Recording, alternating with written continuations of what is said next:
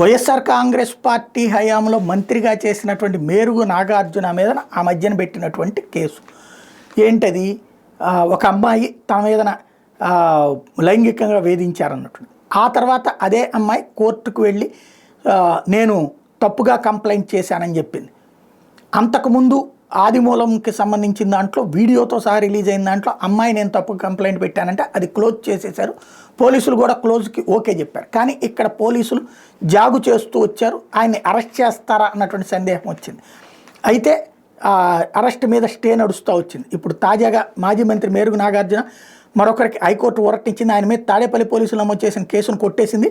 నాగార్జున మీద తాను చేసిన ఆరోపణలన్నీ అసత్యాలని, ఆయన తనపై అత్యాచారం చేయలేదంటూ ఫిర్యాదుదారు స్వయంగా అఫిడవిట్ దాఖలు చేసే నేపథ్యంలో కేసును కొట్టేస్తున్నట్టు హైకోర్టు చెప్పింది.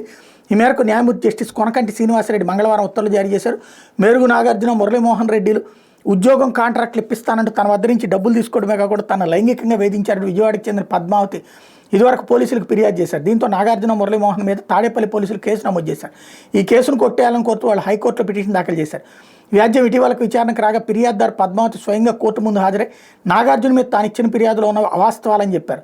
తాజాగా మంగళవారం వ్యాజ్యం మరోసారి విచారణకు వచ్చింది. పద్మావతి ఇచ్చిన అఫిడవిట్ కింది కోర్టులో ఆమె ఇచ్చిన సెక్షన్ 164 వాంగ్మూలం పరిశీలించి న్యాయమూర్తి కేసును కొట్టేస్తున్నట్టు ఉత్తర్వులు జారీ చేశారు. మేరుగు తరపు న్యాయవాది సెట్టిపల్లి దుష్యంత్ రెడ్డి వాదనలు వినిపించారు. అసిస్టెంట్ పీపీ సాయి రోహిత్ పద్మావతి వాంగ్మూలాన్ని కోర్టు ముందుంచారు.